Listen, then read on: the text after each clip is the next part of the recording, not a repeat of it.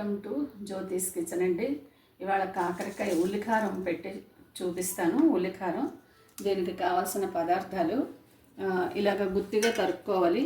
కాకరకాయలు ఇలాగ చిన్న ముక్కలు చేసుకుని, చిన్నకాయలు ఉంటే కాయకాయ చేసుకోవచ్చు, పెద్ద కాయలు ఉంటే ఇలాగ గుత్తిగా తరుక్కుని ఉప్పు వేసి పసుపు వేసి పెట్టాను. ఇలాగా దాంతో కొంచెం చేదు తగ్గుతుంది, బాగుంటుంది. తర్వాత దానికి కావాల్సిన పదార్థాలు ఉల్లిపాయలు, పచ్చిమిరపకాయలు, అల్లం ముక్కలు, జీలకర్ర, ఒక 5-6 వెల్లుల్లి రెబ్బలు, కొత్తిమీర, టమాటా ప్యూరీ, ఇది సాల్ట్.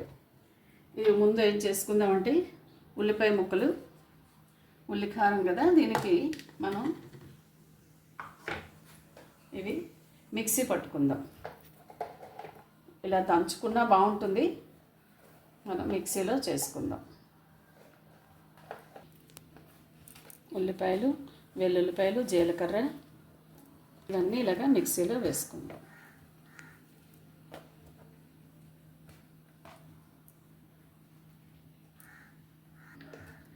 కూరకు సరిపడినంత ఉప్పు అండి.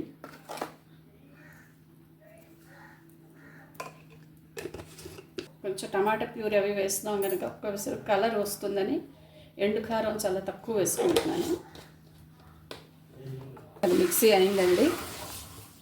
ఇందులో కొంచెం నూనె వేసుకుందాం. ఒక 2 చెంచాలు నూనె వేసుకుందాం, బాగుంటుంది. స్టఫింగ్ చేస్తాం. స్టఫింగ్ అయ్యాక మళ్ళీ మీకు చూపిస్తాను. నీళ్ళంతా పిండుకొని ఒక్కొక్క కాకరకాయలు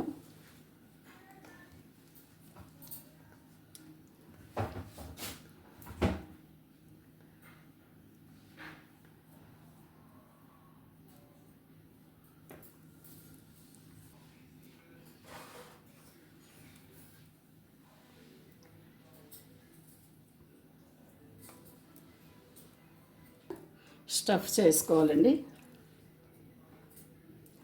ఇలా చేస్తే చేదు తగ్గుతుంది, కాకరకాయ ఒంటికి కూడా మంచిది.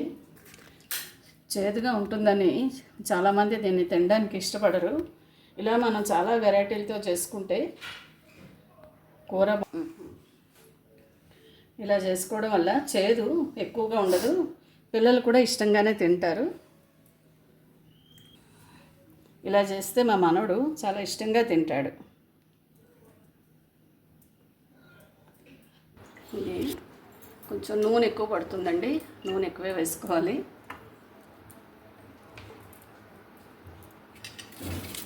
ఇలాగ స్టఫ్ చేసిన కాకరకాయలు కొంచెం నూనె వేడెక్కాక ఇలా వేసుకుందాం. ఇలా నిలబెట్టి వేసుకోవచ్చు.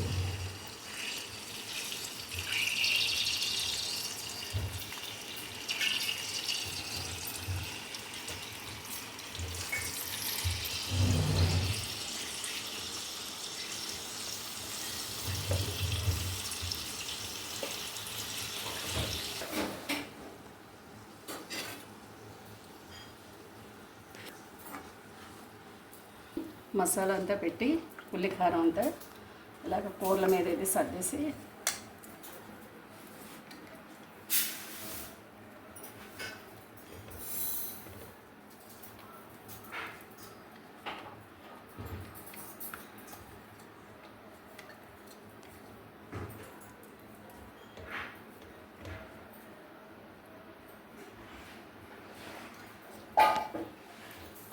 ఇలాగ ఈ మసాలా అంతా వేసాక మీద నుంచి ఇలాగా టమాటా ప్యూరీ ఇలా వేసుకుందాం.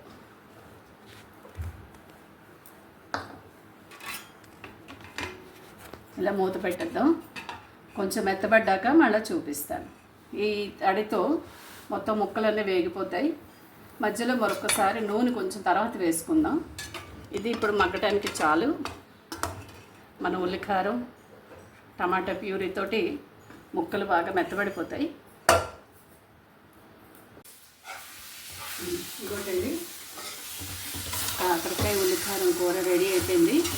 ముక్కలు మెత్తబడిపోయి బాగా వేగిపోయి నూనె కూడా బయటకు వచ్చేసింది. కొంచెం కూర అయిపోయినట్లే. ఇందులో కొంచెం అలాగే కొత్తిమీర వేసుకుందాం.